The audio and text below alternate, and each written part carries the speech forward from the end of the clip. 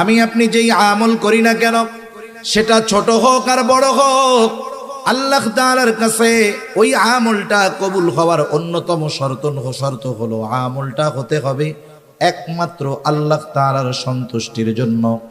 দুনিয়াতে কোনো মানুষ যদি কোনো আমল মানুষকে দেখানোর জন্য করে, ওই আমল কবুল তো হবেই না, বরং ওই আমল আখিরাতে তার জাহান্নামে যাওয়ার কারণ হয়ে যাবে। ভালো কাজ আল্লাহকে দেখাইলে লাভ, ভালো কাজ মানুষকে দেখাইলে ওই ভালো কাজের দামও নাই, আর ওই ভালো কাজ তার জাহান্নামে যাওয়ার কারণ হবে। রাসূল আকরাম সাল্লাল্লাহু আলাইহি ওয়াসাল্লাম আবু হুরায়রা রাদিয়াল্লাহু তাআলা আনহু হতে প্রসিদ্ধ একটা হাদিস, রাসূল আকরাম সাল্লাল্লাহু আলাইহি ওয়াসাল্লাম বলেন, যেই হাদিসটা বর্ণনা করার পূর্বে আবু হুরায়রা রাদিয়াল্লাহু তাআলা আনহু পরপর 3 বার অজ্ঞান হয়ে গেছেন। চতুর্থবার তিনি হাদিসটা বর্ণনা করতেছেন। তিনি বলেন, রাসূল আকরাম সাল্লাল্লাহু আলাইহি ওয়াসাল্লাম বলেন, কিয়ামতের দিন আল্লাহ তাআলা সর্বপ্রথম 3 শ্রেণীর মানুষকে হিসাবের জন্য ডাকবে। 1 নাম্বার, আল্লাহ তাআলা একজন শহীদকে ডাকবে। শহীদ রক্তাক্ত অবস্থায় সে আল্লাহর সামনে উপস্থিত হয়ে যাবে। আল্লাহ তাআলা তাকে জিজ্ঞাসা করবে, তোমার এই অবস্থা কেন? লোকটা বলবে, আল্লাহ, আপনার দ্বীন আপনার জমিনে প্রতিষ্ঠা করার জন্য কাফেরদের বিরুদ্ধে জিহাদ করতে করতে আমি আমার জীবনটা দিয়ে দিয়েছি। আল্লাহ তাআলা বলবেন, জীবন দিয়েছো, যুদ্ধ করেছো বুঝলাম, কিন্তু তোমার এই যুদ্ধের মূল উদ্দেশ্য কি ছিল? লোকটা তখন বলবে, আল্লাহ, আমি যুদ্ধ করেছি আপনার সন্তুষ্টির জন্য। বলেন তো, আল্লাহ তাআলা আমার আপনার অন্তরের খবর জানে কি জানে না? আল্লাহ তাআলা আমার আপনার খবর কতটা জানে? কোরআনুল কারীমের মধ্যে আল্লাহ তাআলা বলেন, ওয়ালাকাদ খালাকনাল ইনসানা ওয়া না'লামু মা তুওয়াসওয়িসু বিহি নাফসুহু ওয়া নাহনু আকরাবু ইলাইহি মিন হাবলিল ওয়ারিদ। আল্লাহ তাআলা বলেন, আমি মানুষ সৃষ্টি করেছি, শুধু তাই না, ওয়া না'লামু মা তুওয়াসওয়িসু বিহি নাফসুহু, আমি জানি কোন জিনিস তার অন্তরের মধ্যে ওয়াসওয়াসা দেয়। দুনিয়ায় অনেক প্রযুক্তি এখন আধুনিক। একটা মানুষ যদি অসুস্থ হওয়ার আগে সে যদি নিজের দেহকে চেক করায়, এমআরআই করায়, সিটি স্ক্যান করায়, তাকে যখন মেশিনের মধ্যে ভরে দেওয়া হবে, লেজার দিয়ে তাকে যখন পর্যবেক্ষণ করা হবে, একটা মানুষ এখনো অসুস্থ হয় নাই, কিন্তু এই টেস্ট করানোর পরে রিপোর্ট বের হয়ে যাবে তার শরীরের এই অর্গানগুলো দুর্বল আছে, অসুস্থ হতে পারে।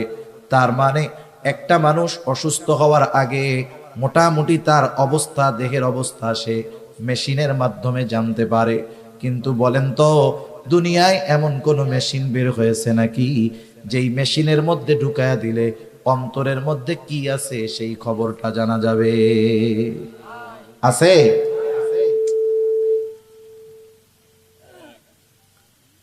এই রকম মেশিন দুনিয়াতে আবিষ্কৃত হয় নাই। রাসূল আকরাম সাল্লাল্লাহু আলাইহি ওয়াসাল্লাম বলেন, আল্লাহ রাব্বুল আলামিন তখন বলবে, না বান্দা, আমি আল্লাহ তোমার অন্তরের খবর জানি। তুমি কেন যুদ্ধ করেছো জানি, কারণ যুদ্ধ করেছো যাতে করে দুনিয়ার মানুষ তোমার বীরত্বের প্রশংসা করে, তোমাকে বীর বলে, বাহাদুর বলে। তুমি যে উদ্দেশ্যে দুনিয়ায় করেছো, দুনিয়ায় তুমি তা পেয়ে গেছো, কারণ তুমি দুনিয়ার মানুষ তোমাকে বীর বলেছে, বাহাদুর বলেছে। সুতরাং আজকে আমি আল্লাহর তরফ থেকে তোমার জন্য কিছু নাই, তুমি চলে যাও, তোমার ঠিকানা হলো জাহান্নাম। আল্লাহ তাআলা দ্বিতীয়তে একজন দানবীরকে ডাকবে, জিজ্ঞাসা করবে, আমি আল্লাহ তোমাকে অনেক সম্পদ দিয়েছিলাম, এই সম্পদ তুমি কোন কাজে কোথায় ব্যয় করছো? লোকটা বলবে, আল্লাহ, আপনার দেওয়া সম্পদ আমি দান করেছি, সদকা করেছি।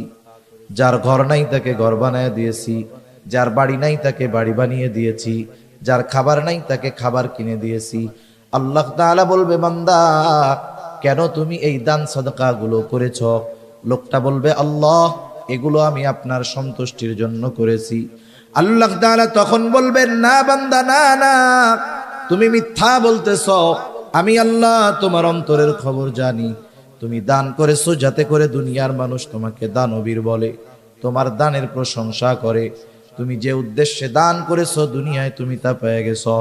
দুনিয়ার মানুষ তোমাকে দানবীর বলেছে, দুনিয়ার মানুষ তোমাকে গরিবের বন্ধু বলেছে।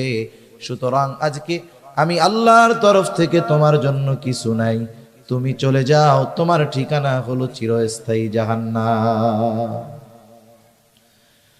তৃতীয়তে একজন আলেম অথবা কারিকে ডাকবেন।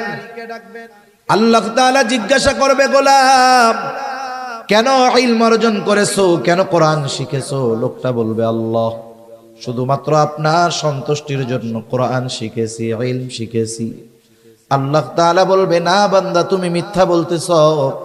তুমি যে উদ্দেশ্যে ইলম অর্জন করেছো তা হলো দুনিয়ার মানুষ তোমাকে আলেম বলবে, হাফেজ বলবে, তোমার তিলাওয়াত শুনে মানুষ প্রশংসা করবে, তোমার আলোচনা শুনে মানুষ প্রশংসা করবে। তুমি মানুষের প্রশংসার জন্য আলেম হয়েছো, কোরআন শিখেছো। তুমি দুনিয়ায় তো তা পাইয়াই গেছো, কারণ দুনিয়ার মানুষ তোমার কথার প্রশংসা করেছে, তোমার ওয়াজের প্রশংসা করেছে, তোমার তিলাওয়াতের প্রশংসা করেছে।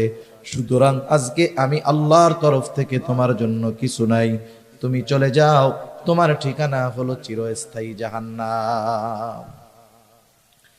একটু খেয়াল দিয়া বুঝেন, একটা মানুষ তার জীবনটা দিয়ে দিয়েছে, আরেকজন মানুষ জীবনের অর্জিত সম্পদগুলো দান করেছে, আরেকজন মানুষ দুনিয়ার কথা চিন্তা না করে ইলম অর্জন করেছে। এত কষ্টার্জিত বিষয়গুলো কোনো মূল্য পায় নাই কেন? বলে ওইগুলো করেছে ঠিক, তবে আল্লাহর সন্তুষ্টির জন্য করে নাই, যার কারণে এই ইবাদত, এই আমল তার কোনো কাজে আসে নাই। উল্টা জাহান্নামে যাওয়ার কারণ কেন হলো? বুঝে থাকলে একটু জবাব দিবেন জবান খুলে। বলেন তো, ইবাদতের একমাত্র হকদার কে? আরো জোরে বলেন, কে? আল্লাহ হলেন ইবাদতের একমাত্র হকদার।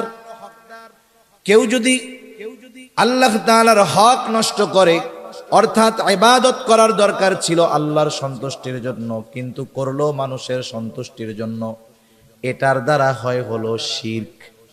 এক নাম্বার, ওই ইবাদত আল্লাহর জন্য হয় নাই, হয়েছে শিরক। দ্বিতীয়ত, ইবাদতের হকদার ছিল আল্লাহ, ইবাদত আল্লাহর জন্য হয় নাই, বিধায় আল্লাহর হক নষ্ট হয়েছে। শিরক যুক্ত ইবাদত আল্লাহ তাআলার কাছে কোনো দাম নাই, এই জন্য ওইটা বাদ। দুই নাম্বার, ইবাদতের হকদার ছিল আল্লাহ, যেহেতু অন্যর জন্য করার কারণে আল্লাহর হক নষ্ট করা হয়েছে, এই জন্য এই ইবাদত কাজে আসবে না, বরং তার জাহান্নামে যাওয়ার কারণ হয়ে যাবে। সেজন্য আমরা যেই ইবাদত করি না কেন, আমরা ওই ইবাদত গুলো আল্লাহ তাআলার সন্তুষ্টির জন্য করব। সেটা যত ছোট ইবাদত হোক, যত বড় ইবাদত হোক, আল্লাহর জন্য যদি না হয় ওই ইবাদতের কোনো দাম আছে? যত ছোট ইবাদত হোক, আল্লাহর জন্য যদি হয়, দাম আছে না নাই? এটার নাম হলো ইখলাস, যে আমার সব ইবাদত একমাত্র আল্লাহ তাআলার জন্য হবে। যখন কোন ছোট ইবাদতের মধ্যেও এই উদ্দেশ্য থাকে, ওই ইবাদতটা তখন সুন্দর বলে বিবেচিত হয়। আল্লাহ তাআলা বেশি ইবাদত, বেশি আমল আমাদের কাছে চায় না। আল্লাহ তাআলা সুন্দর ইবাদত চায়, সুন্দর আমল চায়। সুন্দর কাকে বলে? আমরা আমাদের সংজ্ঞায় সুন্দর সেটাকে বলি যেটা দেখার পরে চক্ষু তৃপ্ত হয়, অন্তরের মধ্যে প্রশান্তি আসে। এখন বলেন তো, আপনাদের সামনে যদি একজন আফ্রিকার কালো মানুষকে এনে দেওয়া হয়, আমাদের সংজ্ঞায় বলেন তো ওই লোকটা ভালো না কালো? ভালো লাগবে আমাদের? চোখ তৃপ্ত পাবে? তৃপ্তি পাবে? চোখ তৃপ্তি পাবে না, চোখের ভালো লাগবে না। তাহলে আমাদের সংজ্ঞায় কালো যে, সে সুন্দর না। কিন্তু আল্লাহ তাআলার সংজ্ঞা, সৌন্দর্যের সংজ্ঞা এটা ভিন্ন সংজ্ঞা। আল্লাহ রাব্বুল আলামিন কোরআনুল কারীমের সূরাতুল মুলকের মধ্যে বলেন, আল্লাযী খালাকাল মাউতা ওয়াল হায়াতা লিয়াবলুয়াকুম আইয়ুকুম আহসানু আমালা। আল্লাহ তাআলা বলেন, তিনি আল্লাহ যিনি জীবন এবং মৃত্যুকে সৃষ্টি করেছেন। এবং কেন করেছেন? বলে লিয়াবলুয়াকুম, তোমাদের পরীক্ষা করার জন্য। কিসের পরীক্ষা? আল্লাহ তাআলা বলেন আইয়ুকুম আহসানু আমালা, পরীক্ষা হলো তোমাদের মধ্যে কার আমল কত সুন্দর। তাহলে আল্লাহ তাআলা বেশি ইবাদত চান না সুন্দর ইবাদত চান? জোরে বলেন, কি ইবাদত? সুন্দর ইবাদত আল্লাহ তাআলা চায়। এখন আল্লাহ তাআলার কাছে সুন্দর কোনটা? বলে যার নিয়ত সুন্দর, যার ইখলাস ঠিক আছে, ওই ইবাদত আল্লাহর কাছে সুন্দর। সুবহানাল্লাহ বলেন। যদি আমাদের সংজ্ঞায় সৌন্দর্যের সংজ্ঞা যেটা, এটা যদি আল্লাহর কাছে হইতো, তাইলে আফ্রিকার কালো মানুষগুলোর আর কোনো দাম থাকতো না, আফ্রিকার কালো মানুষের কোনো মূল্যায়ন থাকতো না। এজন্য আমরা আমাদের ইবাদতগুলোকে আল্লাহর কাছে সুন্দর করে তোলার জন্য যেই ইবাদতটাই করি একমাত্র কার জন্য করব? আল্লাহর জন্য করব। জান্নাতে যাইতে হলে বেশি ইবাদত লাগে না, তবে সুন্দর ইবাদত লাগে। এক সাহাবীর ঘটনা শুনে। রাসূল আকরাম সাল্লাল্লাহু আলাইহি ওয়াসাল্লাম একদিন মসজিদে নববীর মধ্যে আছেন, ফজরের নামাজের পূর্ব মুহূর্তে সাহাবায়ে কেরাম অপেক্ষা করতেছে নামাজের। হঠাৎ করে নবীজি বলতেছেন, এখন যেই ব্যক্তি দরজা দিয়ে ঢুকবে সে জান্নাতি। এই ঘোষণা যখন নবীজি দিয়েছেন, ঘোষণা দেওয়ার সাথে সাথে সবার নজর চলে গেছে দরজার দিকে। কে সেই সৌভাগ্যবান ব্যক্তি যার ব্যাপারে নবীজি এমন ঘোষণা দিলেন? সবাই দরজার দিকে তাকায় আছে। দেখা গেল একজন মানুষ, সে মসজিদের মধ্যে ঢুকতেছে, তার ওযুর পানি এখনো দাড়ি দিয়া পড়ে। প্রথম দিন চলে গেল, আবার পরদিন নবী ফজরের নামাজের পূর্ব মুহূর্তে আবার বলতেছে, এখন যেই ব্যক্তি দরজা দিয়ে ঢুকবে সে জান্নাতি। আগের দিনের মতো সবার নজর দরজার দিকে। দেখা গেল গতদিন যেই ব্যক্তি ঢুকেছিল, যেই অবস্থায় ঢুকেছিল, আজকেও হুবহু সেই অবস্থায় সে মসজিদের মধ্যে প্রবেশ করলো। দ্বিতীয় দিন চলে গেল, এইবার তৃতীয় দিন আবার নবীজি ফজরের নামাজের পূর্ব মুহূর্তে বলতেছে, এখন যেই ব্যক্তি দরজা দিয়ে ঢুকবে সে জান্নাতি। সবার নজর আবার দরজার দিকে। কে সেই সৌভাগ্যবান ব্যক্তি যার ব্যাপারে নবীজি আজকে এই ঘোষণা দিলেন? তারা তাকায় দেখে, গত 2 দিন যেই ব্যক্তি দরজা দিয়ে ঢুকছে, ঢোকার সময় যেই অবস্থা ছিল আজকেও সেই অবস্থা। তার মানে নবীজির এই ঘোষণার পর 3 দিন পর পর এক ব্যক্তি প্রবেশ করেছে, যার ব্যাপারে নবীজি পরপর 3 দিন এই ঘোষণা দিলেন। ওই লোকটা যে জান্নাতি, কোনো সন্দেহ আছে নাকি? কোনো সন্দেহ নাই।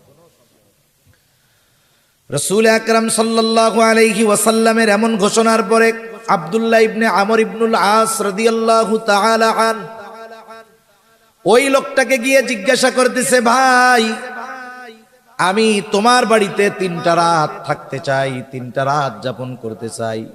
উদ্দেশ্য হলো নবীজি যেই ব্যক্তির ব্যাপারে এমন ঘোষণা দিলেন, ওই ব্যক্তির কি স্পেশাল আমল আছে দেখার দরকার। কারণ এই দুনিয়াতে সব শ্রেণীর মানুষ তাদের স্পেশাল আমলগুলো নিরিবিলি রাতের বেলায় করে। বলেন তো, চোর চুরি দিনে করে না রাত্রে করে? ডাকাত ডাকাতি দিনে করে না রাত্র করে? বলেন তো, যারা আহলুল্লাহ বুজুর্গানে দিন, তারা তাদের স্পেশাল ইবাদত গুলো দিনে করে নাকি রাত্রে করে? এই রাতের বেলায় মূলত বুজুর্গ যারা, এরা রাতটাকেই ইবাদতের জন্য বেছে নেয়, কারণ একেবারে নিরিবিলি, কোনো ঝঞ্ঝাট নাই, ঝামেলা নাই। আবার যারা ওই ধরনের অকারেন্স করে, অপরাধ করে, ওরাও অপরাধের জন্য রাত্রকে বেছে নেয়, কারণ মানুষজন সব ঘুমে থাকে, রাস্তায় লোকজন থাকে না। তা উনি চিন্তা করতেছে স্পেশাল ইবাদত তো রাতের বেলা করে। এখন উনি রাতের বেলা কি ইবাদত করে এটা জানার জন্য তো ওনার বাড়িতে থাকার দরকার। উনি গিয়া ওই লোকটাকে বলতেছে। আর এক হাদিসের আলোকে বোঝা যায় নবীজি যেই ব্যক্তির ব্যাপারে এই ঘোষণা দিয়েছেন, ওই ব্যক্তির নাম হলো সাদ বিন মুআজ রাদিয়াল্লাহু তাআলা আনহু, হযরত সাদ রাদিয়াল্লাহু তাআলা আনহু। উনি গিয়ে বলতেছে, ভাই আমি তোমার বাড়িতে একটু রাত্র যাপন করতে চাই। বলে, কোনো অসুবিধা নাই, চলেন। এশার নামাজ পড়ে ওই লোকটার সাথে আব্দুল্লাহ ইবনে আমর ইবনুল আস চলে গেলেন তার বাড়িতে। আগের আমলে আমাদের গ্রাম অঞ্চলে ছিল, বাহিরের কোনো মেহমান যদি আসতো বাড়ির ভিতরে নেওয়া লাগতো না। আমাদের এলাকায় বলে কাছারি ঘর, আপনাদের কি বলে? কাছারি বলে না? আগে কাছারি ছিল। কাছারি এমন ভাবে থাকতো, ঘরের মানুষের মহিলাদের পর্দা এমনি হয়ে যাইত, কাছারির মুখটা থাকতো বাহির দিকে, মেহমান ঢুকতো ওইখানে পানি বাথরুম করার ব্যবস্থা বাইরে থাকতো। তার মানে একজন মেহমান আসলে ভেতরের মহিলাদের পর্দার ব্যাপারে কোনো সমস্যা হইতো না। দেখেন আগের মানুষেরা, আমাদের মা দাদিরা নানিরা, এনারা কিন্তু এত বোরকা পইরা ঘুরে নাই, কিন্তু এমনও দেখা গেছে ওই দাদি নানিদেরকে ওই বাড়ির মানুষ সারা জিন্দেগিতে অন্য পরপুরুষ এক নজরও দেখতে পারে নাই, ঠিক কিনা বলেন? আসলে বিষয় হলো বোরকাটা পর্দার জন্য জরুরি তা না, পর্দার জন্য মূলত নিজেকে প্রস্তুত করার দরকার। এখনের বোরকাগুলো পরার পরে তো আরো পর্দার চাইতে বেপর্দা হয়, ঠিক কিনা বলেন? বোরকা পরে কেন? বলে পর্দা করার জন্য। পর্দা করার জন্য যদি পরে, এখনকার যে ভাব বোরকা, আসলে ওইটা তো পর্দার জন্য হয় না, বরং মানুষকে আরো তার পোশাকের প্রতি আকৃষ্ট করার জন্য পরা হয়। সে যদি নিজেকে লুকানোর জন্য পরতো তাহলে ওই ধরনের স্টাইল থাকতো না, এমব্রয়ডারি থাকতো না, 14-15টা কুচি থাকতো না। কি যে ভাব হইছে বোরকার, এগুলো দ্বারা বাস্তবিক পর্দা হয় না। অথচ আগের মহিলারা এখনো অনেক আছে আমাদের গ্রাম অঞ্চলগুলোতে। পুরুষ মানুষ দেখছে, বৃদ্ধ মানুষ, কেউ তার দিকে তাকাবে না। সে দেখা যাচ্ছে রাস্তার থেকে নেমে কাপড়টাকে এমন ভাবে ঢাকনা দিছে যে তার দেহের আবহাওয়া আকৃতি বোঝার কোনো সিস্টেম নেই। কাচারি ঘরে থাকতে দিয়েছে আব্দুল্লাহ ইবনে আমর ইবনুল আসকে। আব্দুল্লাহ ইবনে আমর ইবনুল আস তিনি তো ঘুমানোর জন্য যান নাই, মূলত দেখার জন্য গেছে কি ইবাদত করে। তিনি খেয়াল করলেন ওই ব্যক্তি ঘরের মধ্যে ঢুকলো, বাতি নিভায়া দিল, ঘুমায় গেল।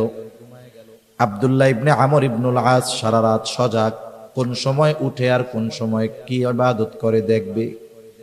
কিন্তু দেখা গেল অপেক্ষা করতে করতে ফজরের আজান হয়ে গেছে, লোকটা ঘুমের থেকে উঠছে মাত্র। আজানের পরে ঘুম থেকে উঠছে, এরপরে জরুরত সারছে, এরপরে সে নামাজের জন্য প্রস্তুত হয়ে গেছে। তার মানে আজ রাত্রে সে কোনো স্পেশাল ইবাদত করে নাই। পরের দিন আবার বলতেছে, ভাই আমি আজকেও একটু সমস্যা, তোমার বাড়িতে থাকতে চাই, থাকতে দিবা না? কি বলে, হ্যাঁ থাকো। এইবার গত দিনের মতো সারা রাত জাগা, দেখে এশার নামাজ পড়ে ঘুমায়, ফজরের আজান দিলে ঘুম থেকে উঠে। 2 দিন পার হয়ে গেল। একটা মানুষ যদি কোনো ধারাবাহিক কোনো কাজ করে, ধারাবাহিক কোনো আমল করে, তাহলে ওই আমলটা পরপর 3 দিন সাধারণত বাদ যাওয়ার কথা না, যেহেতু তার কোনো অসুস্থতা নাই, তার কোনো শগল নাই, ব্যস্ততা নাই, যার কারণে ইবাদতটা বাদ যাইতে পারে। এইবার 3য় দিন আবার বলে, ভাই আজ রাতটাও আমি তোমার বাড়িতে একটু থাকতে চাই। বলে থাকো, কোনো অসুবিধা নাই। ওই রাত্রটাও সারা রাত সে জেগে থাকছে। দেখলো এশার নামাজ পড়ে ঘুমায় গেল, আর ফজরের আজান দিলে ঘুম থেকে উঠলো।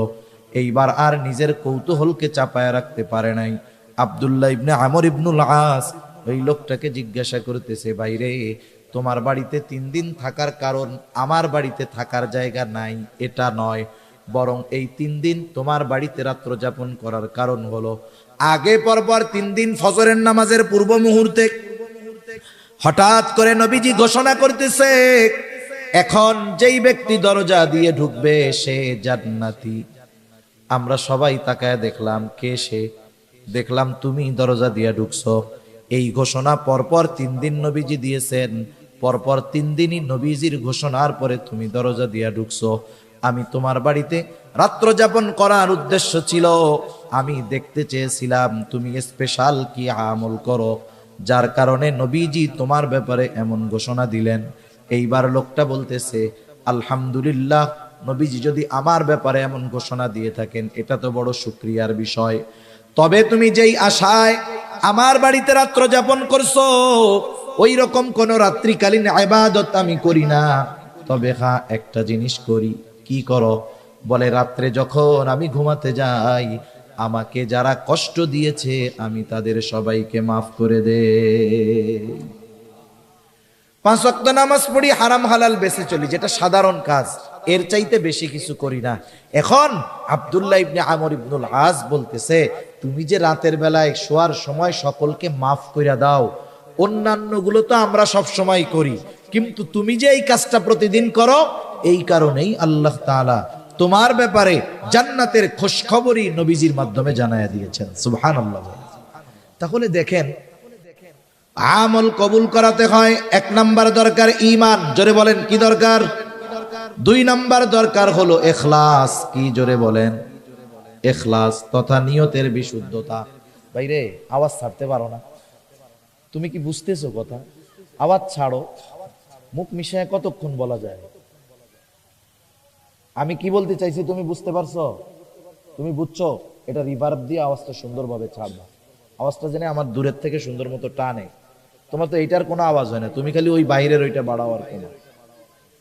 নাকি পারো না? না পারলে বলবা যে পারি না, তাহলে আর দরকার নেই, যা আছে তাই থাক। তাহলে 1 নাম্বার দরকার হলো ঈমান, 2 নাম্বার দরকার হলো ইখলাস তথা নিয়তের বিশুদ্ধতা, 3 নাম্বার দরকার হলো সুন্নাত। সুন্নাত, কারণ দুনিয়ায় কোনো ইবাদত নাই যেই ইবাদতের সুন্নাত পদ্ধতি নাই। ইবাদত নিজস্ব মন গড়া পদ্ধতিতে করলে হয় না, ইবাদত করতে হয় মুহাম্মাদুর রাসূলুল্লাহ সাল্লাল্লাহু আলাইহি ওয়াসাল্লামের পদ্ধতিতে। সুন্নাত হলো এমন এক জিনিস, তথা নবীজির পদ্ধতি হলো এমন এক জিনিস, তুমি না পারলে থাক, আমি মাপ চাই, না পারলে থাক, যা আছে তাই করো। একটা হলো গাড়ি ভালো, গাড়ি ভালো যদি যে চালাইতে না পারে, চলবে, কাজ হবে, ওই গাড়ি খাদে পড়ে যাবে।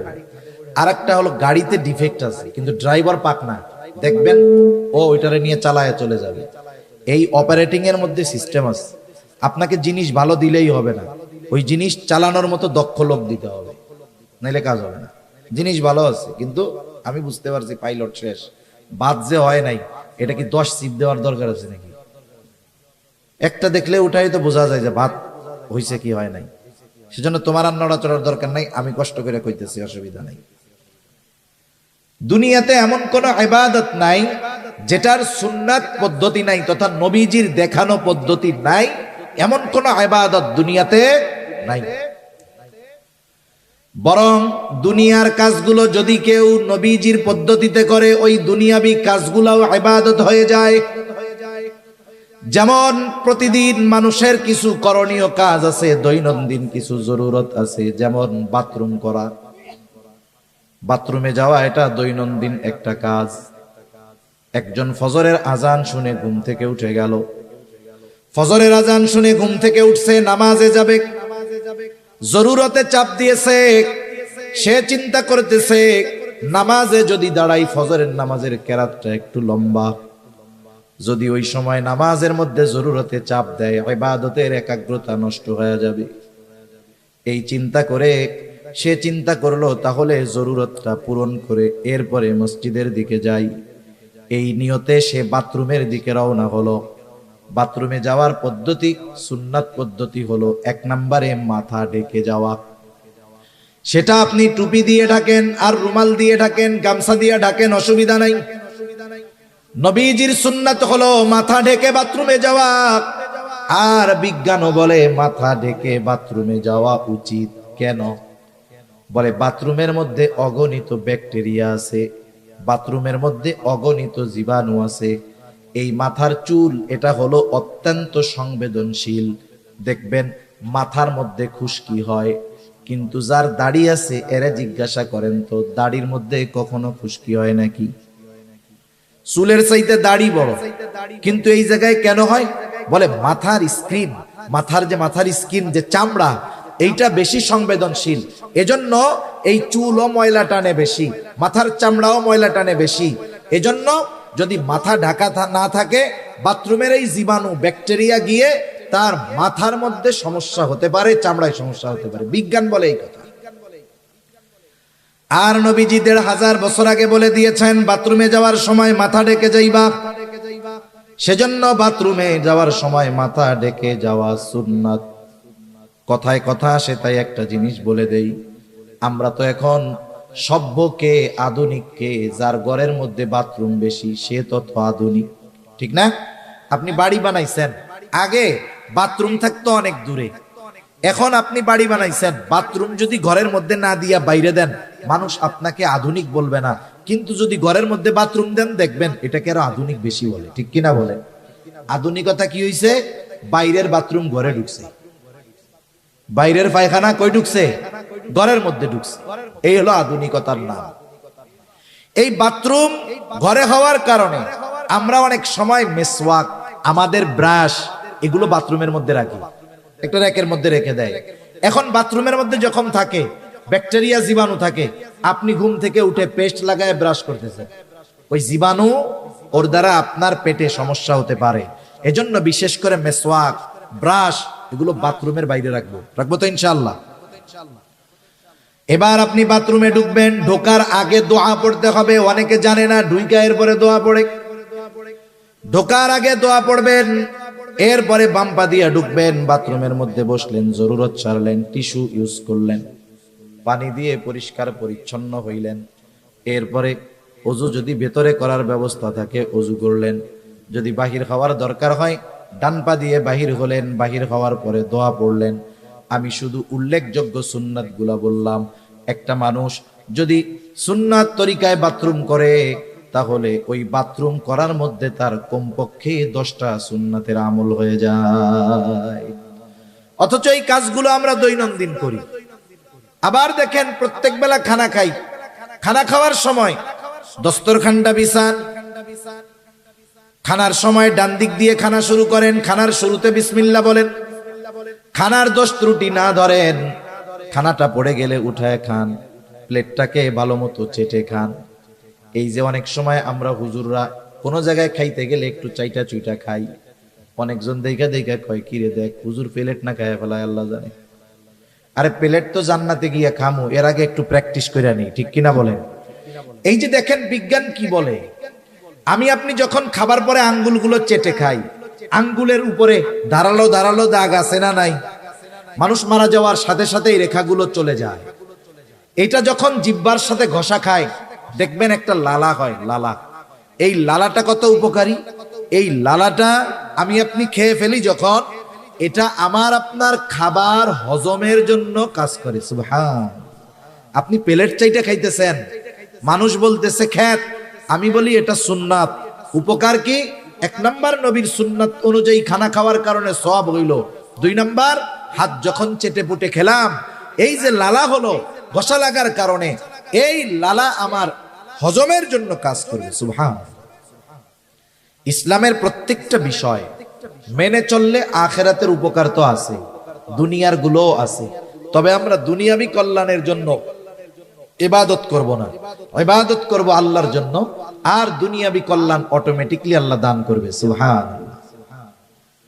তাহলে দুনিয়ার কাজগুলো যদি নবীর তরিকায় করা হয়, সুন্নাত তরিকায় করা হয়, ওগুলো ইবাদত হয়ে যায়। আর ইবাদত যেগুলো, ওগুলো অবশ্যই অবশ্যই নবীজির সুন্নাত তরিকায় করতেই হবে। সুন্নাত বিহীন কোনো ইবাদত নাই। অনেকে মনে করে সুন্নাত মনে হয় এমন জিনিস, করলে সওয়াব না করলে গুনাহ নাই। আসলে বিষয়টা এমন নয়। কিছু সুন্নাত আছে ফরজ, কিছু সুন্নাত আছে ওয়াজিব, কিছু সুন্নাত আছে সেটা স্বাভাবিক সুন্নাত। এখন কথা হইল কিছু সুন্নাত ফরজ, এটা কেমনে হয়? যেমন কোরআনুল কারীমের মধ্যে নামাজের কথা আছে 82 জায়গায়। কয় জায়গায়? 82 জায়গায় নামাজের কথা আছে। আল্লাহ তাআলা কোন বিষয়ে গুরুত্ব আরোপ করার জন্য একাধিকবার বলার দরকার হয় না, একবার বললেই সেটা যথেষ্ট হয়ে যায়। আল্লাহ তাআলা 82 জায়গায় নামাজের কথা উল্লেখ করার দ্বারা কমপক্ষে 82টা উদ্দেশ্য আছে। আল্লাহ তাআলা নামাজের কথা কোরআনুল কারীমে 82 জায়গায় বলছেন।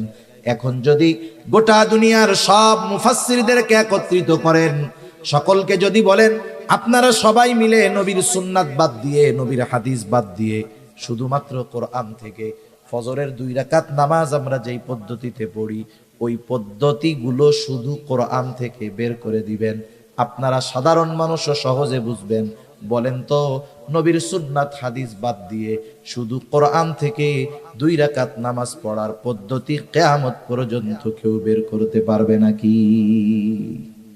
কেউ কিয়ামত পর্যন্ত পারবে না, অসম্ভব এটা। তাহলে নামাজের আদেশ করেছেন আল্লাহ, আর নামাজ কিভাবে পড়তে হবে শিখিয়ে দিয়েছেন মুহাম্মাদুর রাসূলুল্লাহ সাল্লাল্লাহু আলাইহি ওয়াসাল্লাম। নবীজি বলেন, সল্লু কামা রাআইতুমুনি উসাল্লি। নামাজ কিভাবে পড়তে হবে আমাকে দেখে দেখে তোমরা শিখো, আমাকে দেখে দেখে নামাজ পড়া শিখো। কিভাবে নামাজ পড়তে হবে, তার মানে নামাজের আদেশ করেছেন আল্লাহ, আর নামাজের পদ্ধতি শিখিয়ে দিয়েছেন মুহাম্মাদুর রাসূলুল্লাহ। অনেক উদাহরণ না, একটা দুইটা উদাহরণ দেই।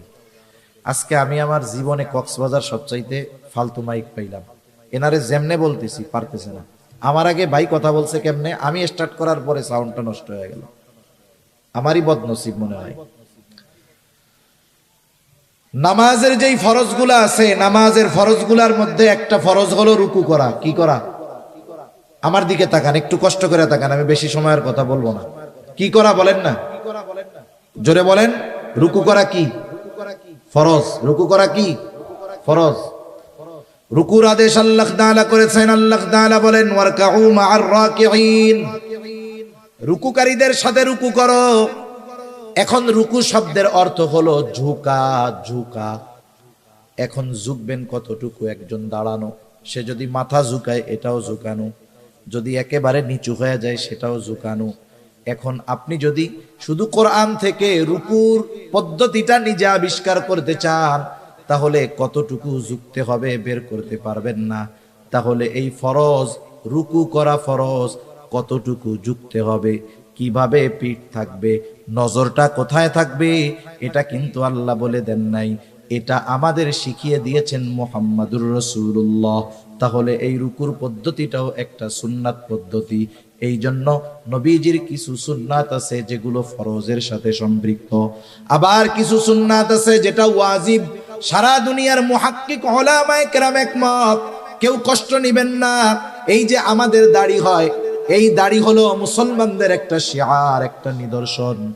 উচিত কি? নবীজি বলেন দাড়ি লম্বা করো, মোসকে খাটো করো। নবীজি বলছেন মোস খাটো করো, দাড়ি লম্বা করো। কতটুক করতে হবে? মুহাক্কিক উলামায়ে কেরাম গবেষণার মাধ্যমে বলেন, সাহাবায়ে কেরামের আমলকে দেখে বলেন, তাবেঈন, তাবেঈনের আমলের আলোকে বলেন, কমপক্ষে একটা মুমিনের দাড়ি 1 মুষ্টি পরিমাণ রাখতে হবে। যদি সে না রাখে, যদি সে খাটো রাখে, সেটে রাখে, তাহলে অবশ্যই অবশ্যই তাকে গুনাহগার হতে হবে। এটা নবীর সুন্নাত। এই সুন্নাতটা কিন্তু ওই সুন্নাত নয় যে রাখলে সওয়াব, না রাখলে গুনাহ নাই। এই সুন্নাতটা হলো দায়েমি সুন্নাত, এজন্য এটা হলো ওয়াজিব। এই সুন্নাতটা কি বলেন? এই নবীর এই দাড়ি রাখার পদ্ধতিটা কি হবে? ওয়াজিব। না রাখলে গুনাহ হবে। আমরা দোয়া করি যারা রাখতে পারে নাই আল্লাহ তাদের রাখার তৌফিক দান করুক। সকলে বলি আমিন।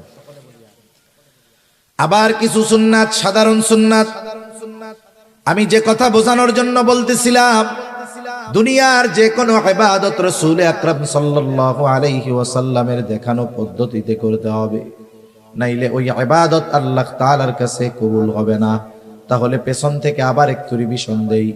ইবাদত কবুল হওয়ার জন্য 1 নাম্বার দরকার হলো ঈমান, 2 নাম্বার দরকার হলো ইখলাস তথা নিয়তের বিশুদ্ধতা, যে আমি এই ইবাদত কাকে খুশি করার জন্য, কাকে দেখানোর জন্য করতেছি।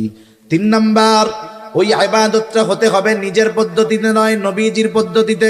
4 নাম্বার, সে যেই ইবাদত করবে সেই ইবাদতের ব্যাপারে তার জ্ঞান থাকতে হবে, ইলম অর্জন করতে হবে।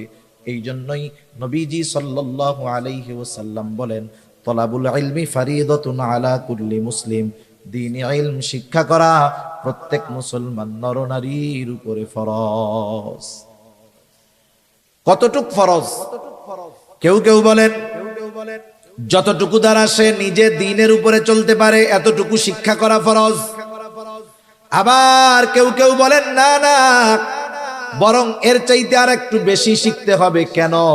বলে আল্লাহ তাআলা কোরআনুল কারীমের সূরাতুত তাহরিম 28 নম্বর পারা আল্লাহ তাআলা বলেন, ইয়া আইয়ুহাল্লাযীনা আমানু কু আনফুসাকুম ওয়া আহলিকুম নারা। আল্লাহ তাআলা বলেন, হে ঈমানদারেরা, তুমি নিজে জাহান্নামের আগুন থেকে বাঁচাও, অধীনস্থদেরকে জাহান্নামের আগুন থেকে বাঁচাও। তার মানে নিজেও বাঁচতে হবে, নিজের পরিবার পরিজনকেও বাঁচাতে হবে। কেমনে বাঁচবা? বলে নিজে আল্লাহ তাআলার আদেশ নিষেধ মান্য করার মাধ্যমে নিজে বাঁচো, আর অধীনস্থদেরকে মান্য করানোর মাধ্যমে বাঁচাও। নিজে আমল কইরা বাঁচো, অধীনস্থদেরকে আমল করে বাঁচাও। নিজে আল্লাহর হুকুম আহকাম মেনে চলার মাধ্যমে বাঁচো, অধীনস্থদেরকে হুকুম আহকাম মেনে চালানোর মাধ্যমে বাঁচাও। এজন্য আল্লাহ তাআলা কোরআনুল কারীমের মধ্যে একা আমাকে আপনাকে নামাজি হওয়ার আদেশ করেছেন তা নয়। আল্লাহ তাআলা নামাজের ব্যাপারে যেমন বলেন, ওয়ামুর আহলাকা বিসসালাতি ওয়াসতাবির আলাইহা, আরে তুমি তোমার অধীনস্থদেরকে নামাজের আদেশ করো, তুমিও তার উপরে অটল থাকো। কিছু কিছু জায়গায় আল্লাহ তাআলা নিজের আমলের আগে অধীনস্থদেরকে করানোর আদেশ দিয়েছেন। তার মানে আমাদের সমাজে অনেক মানুষ আছে নিজে নামাজ পড়ে, সন্তানরা নামাজ পড়ে না, নিজে নামাজ পড়ে, নিজে ঠিকমতো দিনের উপরে চলে, নিজের ঘরের মানুষ চলে না। আছে না নাই? মনে রাখবেন, ধরা পড়ে যেতে হবে কিয়ামতের দিন। আমি আমল করলাম, অধীনস্থদেরকে দিয়ে আমল করাইলাম না, আদেশ করলাম না। আরে যাদের জন্য রক্ত আপনি পানি বানাইলেন, যাদের জন্য সম্পদ উপার্জন করলেন, আপনার উপার্জিত সম্পদ যারা ভোগ করলো, আল্লাহ না করুক এই সন্তানগুলো, আপনার অধীনস্থ মানুষগুলো যদি কিয়ামতে জাহান্নামী হয়, আপনি যদি ইবাদতের পাহাড় নিয়ে ওঠেন, কিয়ামতের দিন ওই আপন মানুষগুলো আপনার আমার জান্নাতে যাওয়ার সবচাইতে বড় বাধা হয়ে দাঁড়ায় যাবে। ঠিক কি না বলেন? এজন্য ফিকির শুধু একা না, অধীনস্থদেরকে নিয়ে করতে হবে। যেহেতু আল্লাহ তাআলা বলেছেন নিজে জাহান্নামের আগুন থেকে বাঁচো, অধীনস্থদেরকেও বাঁচাও। কেমনে বাঁচবা, কেমনে বাঁচাইবা? বলে আল্লাহ তাআলার আদেশ নিষেধ মান্য করার মাধ্যমে নিজে বাঁচো, অধীনস্থদেরকে মান্য করানোর মাধ্যমে বাঁচাও। বুঝে থাকলে খেয়াল দিয়ে একটু জবাব দিবেন। বলেন তো, আল্লাহ তাআলার আদেশ নিষেধ মেনে চলতে হলে ইলমে দ্বীন দরকার আছে না নাই? আবার যদি আপনি আপনার পরিবার পরিজনকে দ্বীনের উপরে চালাতে চান, ইলমে দ্বীন জানার দরকার আছে না নাই? এই জন্য তারা বলতেছে একটা মানুষের ওই পরিমাণ দ্বীনি ইলম অর্জন করা ফরজ যতটুকুর দ্বারা সে নিজে এবং অধীনস্থদেরকে জাহান্নামের আগুন থেকে বাঁচাতে পারে। এইটুকু পরিমাণ কমপক্ষে সকল মুসলমানের জন্য শেখা ফরজ। আমি জানি যে আমাদের সমাজে, আমাদের কমিউনিটিতে, আমাদের দেশে অনেক পাঁচ ওয়াক্ত নামাজি এই পরিমাণ ইলমে দ্বীন তার জানা নাই। আছে না নাই? এখন কি করবেন? আপনি যদি আপনার মসজিদের ইমাম সাহেবকে গিয়ে বলেন, হুজুর, রাসূল আকরাম সাল্লাল্লাহু আলাইহি ওয়াসাল্লাম তো বলছে দ্বীনি ইলম শিক্ষা করা প্রত্যেক মুসলমান নরনারীর উপরে ফরজ, কমপক্ষে ওইটুকু শিখতে হবে যার দ্বারা নিজে দ্বীনের উপরে চলা যায়, অধীনস্থদেরকে চালানো যায়। আমরা তো এই পরিমাণ মনে হয় জানি না। এটাকে বলা হয় জরুরতে দ্বীন। হুজুর, আমাদেরকে একটু জরুরতে দ্বীন একটু শিক্ষা দেন, যেটুকু শিক্ষা করা ফরজ। আপনার মসজিদের ইমাম সাহেব কি বলবে যে না এটা আমি পারবো না? বলবে? জোরে বলেন না, বলবে? বলবে না। সে চেষ্টা করবে শিখায় দেওয়ার। আপনি যদি কোনো মাদ্রাসার শিক্ষকের কাছে গিয়ে, মাদ্রাসায় গিয়ে মাদ্রাসার প্রিন্সিপাল মোহতামিম সাহেবকে বলেন যে আমাদের এই জরুরতে দ্বীন শেখার একটা ব্যবস্থা করে দেন, বলেন তো তারা কি বলবে? আমরা পারবো না। তার মানে আপনার আমার শেখার ব্যবস্থা আছে, আমরা আমাদের গাফলতির কারণে শিখি না। এই না শেখাটা কি হচ্ছে? এক তো গুনাহগার হচ্ছি, দ্বিতীয়ত দেখা যাবে যে ইবাদত গুলো করতেছি ওই ইবাদত গুলোর মাসলা মাসাইল না জানা থাকার কারণে কোন সময় ইবাদত নষ্ট হচ্ছে নিজেও টের পাই না। যেমন ইমানের পরে সবচেয়ে বড় আমল হলো নামাজ। নামাজের কিছু বিষয় আছে ফরজ, কিছু বিষয় আছে ওয়াজিব। যেমন নামাজের বাহিরে ভিতরে 13 ফরজ। বলেন তো ফরজ ছুইটা গেলে নামাজ হবে নাকি? এক লোক নামাজ পড়তেছে, পাশেও আর একজন পড়ে, সে নামাজ শেষ করার আগে 2টা সাউসিজদা দিছে, এরপরে আবার সে সালাম ফিরিয়ে নামাজ শেষ করেছে। পাশের জন এমনিই জিজ্ঞাসা করে, কিরে ভাই, তুমি যে সাহু সিজদা দিলা কারণ কি? বলে সাহু সিজদা কখন দেয়? বলে নামাজের ওয়াজিব ছুটা গেলে সাহু সিজদা দিতে হয়, তাইলে নামাজ হয়ে যায়। কিন্তু ফরজ যদি ছুইটা যায় বলেন তো নামাজ থাকবে না যাবে? এখন বলে সাউজদা দিছস কেন? ওয়াজিব ছুটছে নি? কয় ওয়াজিব টুয়াজিব ছুটে নাই, একটু বায়ু বাইর হয়ে গেছিল। বুঝেন নাই? একটু বায়ু বের হয়ে গেছে, এই জন্য আমি সাউজদা দিছি। এখন বলেন বায়ু যদি বের হয় ওযু থাকে না যায়? ওযু যদি না থাকে নামাজ থাকে না যায়?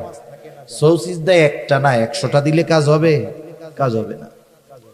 এজন্য ইবাদত সংক্রান্ত মাসলা মাসাইল গুলো জানতে হবে, একটার সাথে একটা কানেক্টেড। আপনি একটাকে বাদ দিয়ে আর একটা পারবেন না। যেমন দেখেন, নামাজের অন্যতম এক শর্ত কি? ফরজ যে কাপড় পাক। কাপড় কি হওয়া লাগবে? পাক হওয়া লাগবে। কাপড় যদি না পাক হয় অন্য সব ঠিক, নামাজ হবে না।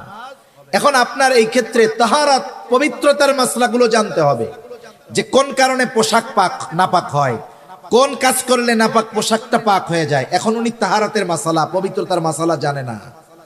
এখন উনি কি করছেন? ওনার কাপড়ে একটু প্রস্রাবের একটা ফোঁটা পড়ছে। কাপড়ের উপরে যদি প্রস্রাবের একটা ফোঁটা পড়ে, ওই প্রস্রাবটা কি এক জায়গায় থাকে না ছড়িয়ে যায়? এক ফোঁটা প্রস্রাব যতটুকু জায়গা নিয়ে ছড়াবে ওই কাপড়ের দ্বারা নামাজ না হওয়ার জন্য যথেষ্ট হয়ে যায়। এখন দেখেন উনার এটা জানা নাই, উনি প্রস্রাব করছে, ঢিলা কুলুক ব্যবহার করে নাই, প্রস্রাবের একটা ফোঁটা লুঙ্গিতে লাগছে, এখন ওই ফোঁটার পানি প্রস্রাব ছড়ায় গেছে, এখন উনি সুন্দর মতো ওযু করে নামাজ পড়েছে, বলেন তো নামাজ কি হবে? একটার সাথে একটা কানেক্টেড, এটা প্রত্যেকটা মুসলমানের জানা দরকার ছিল। ওযুর ফরজ, গোসলের ফরজ, এগুলো জানার দরকার। নামাজের বাহিরে ভিতরে 13 ফরজ জানার দরকার। যদি সে না জানে কি ক্ষতি? বলে ফরজ ছুটে গেলে সে তো জানবেই না ফরজ ছুটে গেছে। দেখা যাবে জীবনে অনেক নামাজ পড়েছে, ফরজ ছুটে গেছে, এই কারণে তার এক ওয়াক্ত নামাজও আল্লাহর কাছে কবুল হয় নাই।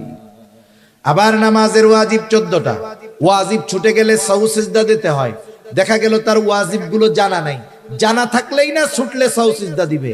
হ্যাঁ, ওয়াজিব ছুটে গেছে, টেরও পায় নাই, সাউ সিজদা তো দেয়ই নাই, তাহলে কি হলো? বলে তার নামাজ হয় নাই। এইবার নামাজ ভঙ্গের কারণ আছে 19টা, এগুলো নামাজিকে নামাজের আগে জানতে হবে। দেখা গেল এর থেকে যদি একটা কারণ পাওয়া যায় নামাজ নষ্ট হয়ে যায়, নামাজ ভেঙে যায়। আবার অজু ভঙ্গের কারণ আছে 7টা, অজু যদি ভেঙে যায় নামাজও ভেঙে যায়।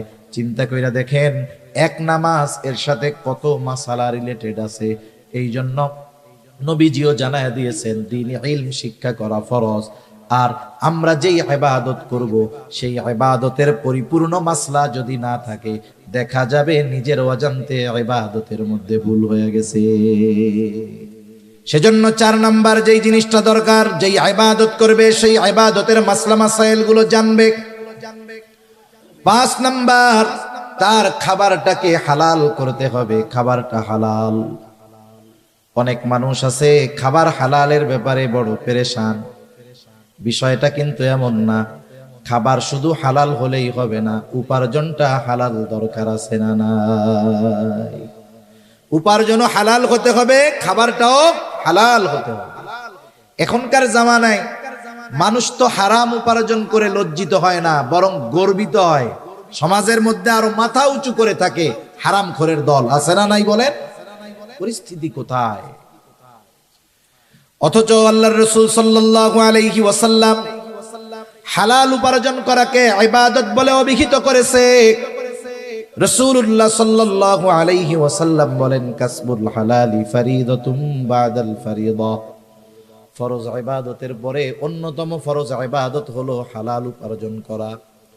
একটা মানুষ যখন ফজরের নামাজ আদায় করবার পর হালাল উপার্জনের নিয়তে হালাল কর্ম করে, মনে রাখবেন একটা মানুষের কর্ম যত ছোট হোক, ওই কর্মটা যদি হালাল কর্ম হয়, ওই ব্যক্তিকে কর্মের কারণে কখনো তিরস্কার করা যাবে না।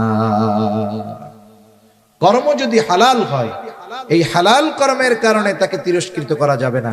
আমাদের সমাজে, আমাদের অঞ্চলে যেগুলো হয় বলি, মনে করেন কেউ থাকলে মনে কর কিছু করবেন না, আমি বোঝানোর জন্য বলি।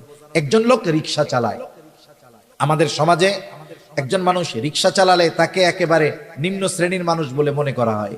এলাকার একটা সমাধানের জন্য 10 জন মানুষ বসেছে, 20 জন মানুষ বসেছে, ওই এক এলাকার মানুষ, এর মধ্যে উচ্চ শিক্ষিত মানুষ আছে, ডাক্তার আছে, ইঞ্জিনিয়ার আছে, প্রফেসর আছে, শিক্ষিত মানুষ আছে, সাথে সাথে এলাকার মানুষ হিসেবে রিক্সাওয়ালাও আছে।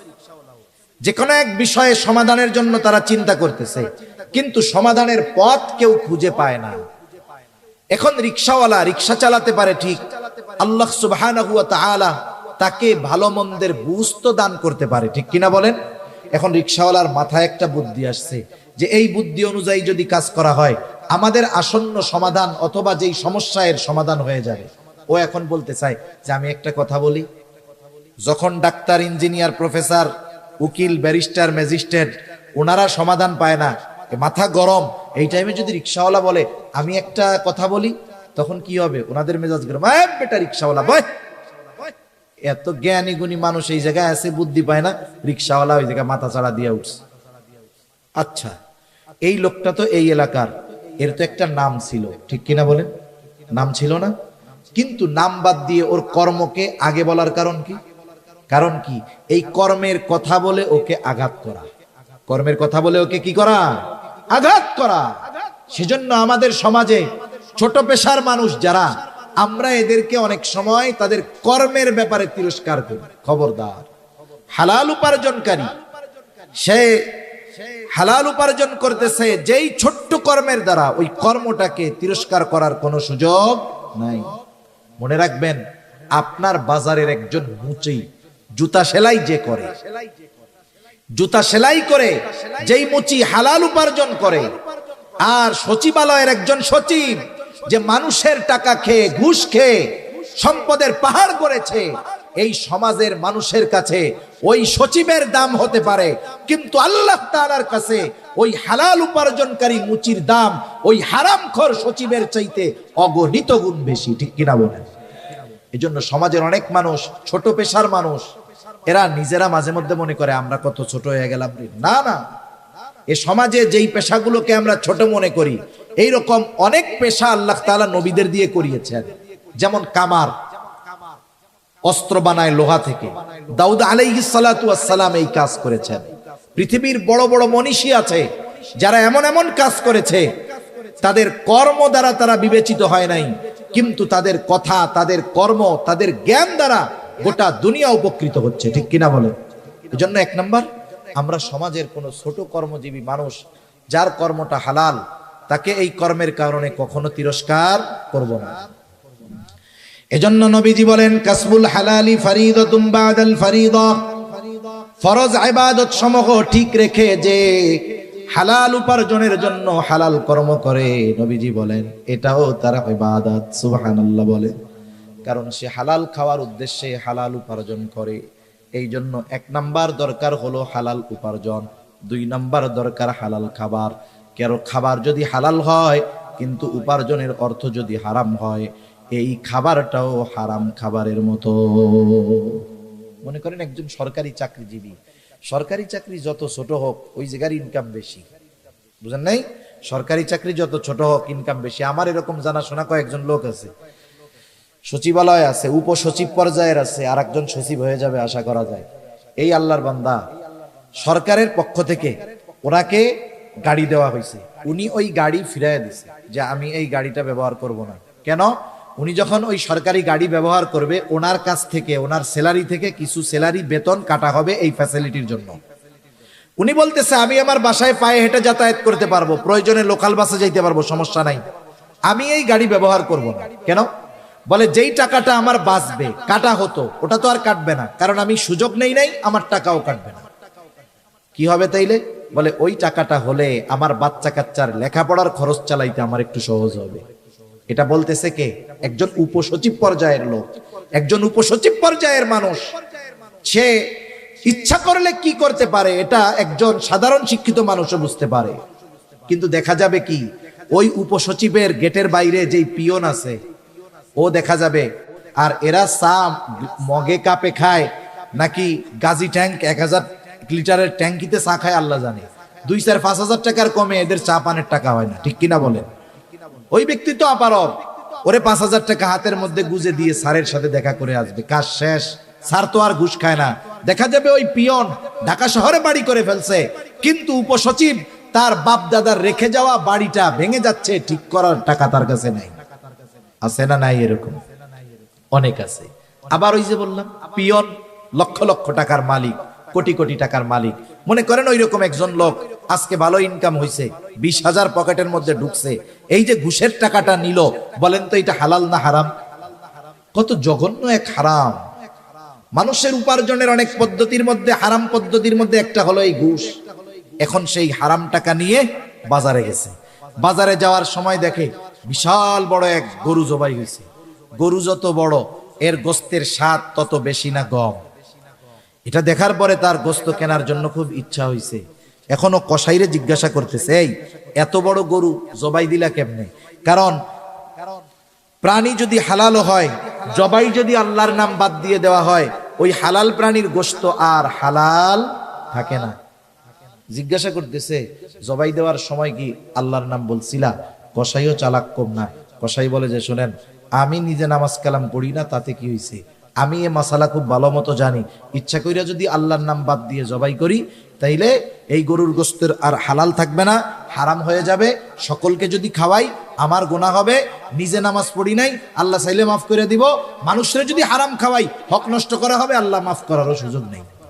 আমি বিসমিল্লাহ কইয়াই জবাই দিছি। লোক নিশ্চিত হলো যে গরুর গোস্ত কি আছে? হালাল আছে। এইবার কি করতেছে? পকেট থেকে টাকা বের করে দিয়ে বলতেছে, আমারে 10 কেজি গরুর গোস্ত দাও। আমার একটু বলেন, এই যে খাবারটা হালালের ব্যাপারে কত সচেষ্ট সতর্ক হলো, কিন্তু পকেট থেকে যেই টাকা দিল সেটা হালাল না হারাম? এজন্য এই বিষয়টা খেয়াল রাখার দরকার। সে যদি চুরি কইরা ওই গরুর 10 কেজি গোস্ত নিত, তার যেমন অবস্থা হতো, হালাল হতো না। ওই ঘুষের টাকা, সুদের টাকা দিয়ে যখন কিনছে, ওটাও হালাল হবে না। জুয়া খেলার টাকা দিয়াও যদি কিনে, হালাল হবে না। জুয়া তাস খেলা আসেনি আপনাকে ওইদিকে? হায় হায়, সমাজ ধ্বংস করে দেওয়ার এক পাপ এই জুয়া খেলা। সেজন্য যেহেতু আপনাদের জনপ্রতিনিধিরা আছে, মুরব্বীরা আছে, অনুরোধ থাকবে এই প্রজন্মকে হেফাজত করেন। এখন তো জুয়া খেলার জন্য অনেক কিছু লাগে না, মোবাইল একটা হইলে হইছে। কত জায়গায় দেখি বাজারের মধ্যে রিক্সাওয়ালা রিক্সা রেখে, সিএনজিওয়ালা সিএনজি রেখে 4 জন মোবাইলের মধ্যে লুডু খেলা শুরু করতেছে। কি চলতেছে? জুয়া চলতেছে, বুঝতেই পারবেন না। এখন তাস নিয়ে বসা লাগে না, মোবাইলের মধ্যেই 4 জনে তাস খেলতে পারে। অবস্থা খুব খারাপ। এই জুয়ার ভয়ানক থাবা থেকে এ জাতিকে, আগামী প্রজন্মকে হেফাজত করার দরকার, ঠিক কিনা বলেন? এর দ্বারা উপার্জিত পয়সা, সুদ ঘুষের পয়সা যেমন হারাম, এর দ্বারা উপার্জিত পয়সাটাও হারাম। তাহলে খাবারের ব্যাপারেও সতর্ক থাকতে হবে। খাবারটাও হালাল, উপার্জনটাও হালাল হতে হবে। এখন কথা হলো, কারো খাবার উপার্জন যদি হারাম হয়, তার ক্ষতি কি? বলে বড় বড় 4টা ক্ষতি আছে। কয়টা ক্ষতি? জোরে বলেন না কয়টা? 1 নাম্বার ক্ষতি, যে হারাম উপার্জন করে, হারাম খায়, তার দোয়া আল্লাহ তাআলা কবুল করে না। এই যে আজকে রাত্রে আল্লাহ তাআলা ক্ষমার ঘোষণা দিয়েছেন, ওই মানুষগুলোর জন্য ক্ষমার ঘোষণা নাই। তাদের মধ্যে অন্যতম হলো তারা যারা হারাম খায়। তাদের দোয়া আল্লাহ কবুল করবে না। দোয়া কবুল না করলে ক্ষমা হবে কেমনে? 1 নাম্বার ক্ষতি, তার দোয়া কবুল হয় না। দোয়া কবুলের কিছু সময় আছে, স্থান আছে। ওই সময় স্থানগুলাতে গেলেও তার দোয়া কবুল হবে না। এক ব্যক্তি বহু দূর সফর করে উস্কো খুস্কো চুলে বাইতুল্লাহর কাছে গিয়ে দোয়া করতেছে। সাহাবায়ে কেরাম দেখে মনে করতেছে এই ব্যক্তির দোয়া আল্লাহ তাআলা কবুল করবেন, ঠেকাবেন না। নবীজিকে আল্লাহ তাআলা ওই ব্যক্তির অবস্থা জানায় দিলেন। নবীজি বলেন, আল্লাহ তাআলা ওই ব্যক্তির দোয়া কেমনে কবুল করবে? যার উপার্জনটা হারাম, যার দেহটা হারাম খাবার দিয়ে গঠিত, যার দেহর মধ্যে হারাম পোশাক, ওই ব্যক্তির দোয়া আল্লাহ তাআলা কেমনে কবুল করবে? তাহলে হারাম উপার্জন, হারাম যারা খায়, 1 নম্বরে তাদের দোয়া কবুল হয় না। 2 নাম্বার, যারা হারাম উপার্জন করে, হারাম খায়, নবীজি সাল্লাল্লাহু আলাইহি ওয়াসাল্লাম বলেন, লা ইয়াদখুলুল জান্নাতা জাসাদুন গুদিয়া বিল হারাম। হারাম বক্ষণকারীর শরীর জান্নাতে প্রবেশ করবে না। 1 নাম্বার ক্ষতি, দোয়া কবুল হবে না। 2 নাম্বার ক্ষতি, জান্নাতে প্রবেশ করতে পারবে না। 3 নাম্বার ক্ষতি, আল্লাহ তাআলা কোরআনুল কারীমের মধ্যে বলেন, ইয়া আইয়ুহার রুসুলু কুলু মিনাত তাইয়্যিবাতি ওয়া'মালু সলিহা। আল্লাহ তাআলা সব রাসূলগণকে এক নির্দেশ দিয়েছেন, হে রাসূলগণ, আপনারা পবিত্র খান আর আমলে সালেহ করেন। এর দ্বারা উদ্দেশ্য হলো হালাল খান আর আমলে সালেহ করেন। বুজুর্গানে দিন উলামায়ে কেরাম বলেন, এখানে উদ্দেশ্য হলো যার খাবার অপবিত্র তথা হারাম, তার ইবাদত আল্লাহ কবুল করে না। 4 নম্বর ক্ষতি, কেউ যদি হারামকে হালাল মনে করে তাহলে তার ঈমান থাকে না। একজন হারাম কাজ করতেছে, হারাম মনে করে, তার গুনাহ হবে, তবে সে বেঈমান হবে না। কিন্তু একজন হারাম কাজ করে না, কিন্তু ওই হারামকে সে হারাম মনে করে না, সে না কইরাও বেঈমান হবে। ঠিক কিনা কর? একটা উদাহরণ দিয়ে আলোচনা শেষ করে দেই। আমাদের সমাজে অনেক মানুষ আছে সরকারি চাকরি করে, সে তখন ঘুষ টুস কিচ্ছু খায় না, তার সংসার চালাতে, পরিবার চালাতে কষ্ট হয়। এরপরে সরকারি চাকরি শেষ, এখন আর কোনো টেনশন নাই, মসজিদে গিয়ে সব সময় নামাজ কালাম পড়ে, মসজিদ থেকে বাহির হয় না। এখন ইমাম সাহেব জিজ্ঞাসা করে, চাচা, চাকরি যখন ছিল তখন তো টেনশনে দেখতাম, চাকরি এখন নাই, টেনশনও নাই, তবে এখন সংসার চলে কেমনে? বলে এখন আরো ভালো চলে। কেমনে ভালো চলে? বলে আগে বেতন পাইতাম 30,000, 30,000 দিয়া বাসা ভাড়া, লেখাপড়া, অন্যান্য খরচ দিয়ে মাসে আমার চলা কষ্ট হইতো, এখন আরো ভালো চলে। কেমনে চলে? বলে আমি 1 কোটি টাকা পাইছিলাম, ব্যাংকের মধ্যে রেখে দিছি, এখন মাসে মাসে 1 লাখ টাকা পাই, আলহামদুলিল্লাহ। আমার একটু বুঝাই বলেন তো, 1 কোটি টাকা ব্যাংকে ফিক্সড ডিপোজিট করে রেখেছে, নির্দিষ্ট পরিমাণে তাকে লাভ দেওয়া হচ্ছে। বলেন তো এটা কি কোনো সন্দেহ আছে? খাইতেছে সুদের টাকা, বলে কি আলহামদুলিল্লাহ। সুদের টাকা খেয়ে কি বলতেছে? যদি বুঝে বলে থাকে ঈমান নাই।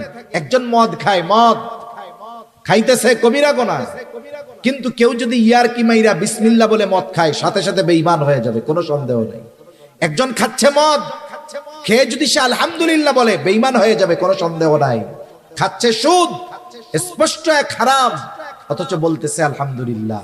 এজন্য কেউ যদি হারামকে হারাম মনে না করে তাহলে তার ঈমান থাকে না। আসেন এবার মূল কথা। আল্লাহ তাআলা বললেন, ঈমানদার নারী অথবা পুরুষ আমলে সালেহ যদি করে, কয় ধরনের পুরস্কার? একটু জোরে বলেন, কয় ধরনের? 2 ধরনের পুরস্কার। একটা দিবেন দুনিয়ায়, আর একটা দিবেন আখিরাতে। কি পুরস্কার? 1 নাম্বার দুনিয়ার কথা বলেন। আল্লাহ তাআলা বলেন, ফালানুহইয়ান্নাহু হায়াতান তাইয়্যিবা। আল্লাহ তাআলা বলেন, আমি তাকে এক পবিত্র জিন্দেগি দান করব। সুবহানাল্লাহ। পবিত্র জীবন দ্বারা উদ্দেশ্য কি? পবিত্র জীবন দ্বারা উদ্দেশ্য হলো যে আল্লাহ তাআলা এ দুনিয়ায় তাকে মানুষের মুখাপেক্ষী করবে না, এই দুনিয়ার প্রয়োজন মেটানোর ব্যবস্থা করবে। একটা হলো প্রয়োজন, আর একটা বিলাসিতা। এখানে প্রয়োজন উদ্দেশ্য, প্রয়োজন আল্লাহ তাআলা মেটানোর ব্যবস্থা করবে। আল্লাহ তাআলা এ দুনিয়াতে তাকে পারিবারিক শান্তি দান করবে। আল্লাহ সুবহানাহু ওয়া তাআলা তাকে ইবাদতের মজা দান করবে। আল্লাহ তাআলা দ্বীনের উপরে চলা তার জন্য সহজ করে দিবে। বলেন তো, আমাকে যদি কেউ এই নিশ্চয়তা দেয় আপনার এই জীবনে যত প্রয়োজন সব মেটানোর ব্যবস্থা হবে, আর কোনো টেনশন আছে? সম্মানের দিক দিয়ে কখনো মানুষের কাছে হাত পাতা লাগবে না, আপনি ইবাদতের মজা পাবেন। আপনার পরিবারের মানুষের দ্বারা আপনাকে শান্তি দেওয়া হবে, নেককার বিবি দেওয়া হবে, নেককার সন্তান দেওয়া হবে, যেই স্ত্রী সন্তান আপনার চক্ষু শীতলের কারণ হবে। সাথে সাথে আপনি ইবাদত করতে মজা পাবেন। আমরা কিন্তু ইবাদতে মজা পাই না। মসজিদে গেলে বসতে মন চায় না, 4 দোকান থেকে আর উঠতে মন চায় না। ঠিক কিনা বলেন? ইবাদতের মজা, এটা হলো হায়াতান তাইয়্যিবা, পবিত্র জিন্দেগি। আর আখিরাতে কি দিবে?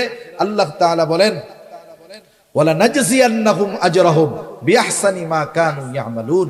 আর আখিরাতে এই আমলে সালেহ যারা ঈমানের সাথে আমলে সালেহ করেছে, এই মানুষগুলোকে আল্লাহ তাআলা দুনিয়ায় যা করছে ওই তুলনায় বহুগুণ বেশি বড় প্রতিদান আল্লাহ তাআলা দিবে। সেজন্য সম্মানিত সুধী, পুরুষ হোক আর নারী হোক, আল্লাহ তাআলা ইবাদতের ক্ষেত্রে কাউকে কম বেশি করেন নাই। এমনটা করেন নাই পুরুষ রোজা রাখলে সওয়াব বেশি, নারী রোজা রাখলে সওয়াব একটু কম হবে, এমনটা আল্লাহ করেন নাই। ইবাদতের ক্ষেত্রে, প্রতিদানের ক্ষেত্রে আল্লাহ তাআলা নারী পুরুষকে সমানভাবেই দিবেন। শর্ত কি? বলে ঈমানের সাথে আমলে সালেহ করতে হবে। এখন আমলে সালেহ কেমনে হবে? ঈমান তো কম্পালসারি, এটা লাগবেই। সাথে সাথে ওই আমলটা ইখলাসের সাথে করতে হবে, ওই আমলটা সুন্নাত পদ্ধতিতে করতে হবে। যেই আমল করবে ওই আমলের মাসলা মাসাইল গুলো জানতে হবে। সাথে সাথে উপার্জনটা আর খাবারটা তার হালাল হবে। এইভাবে যদি দুনিয়ার জিন্দেগি অতিবাহিত করতে পারে, দুনিয়াতেও আল্লাহ তাআলা তাকে বরকত রহমত দিয়ে ভরপুর করে দিবে, আর আখিরাতেও আল্লাহ সুবহানাহু ওয়া তাআলা তার আমলের তুলনায় বহুগুণ বড় বেশি প্রতিদান আল্লাহ তাআলা তাকে দিবে।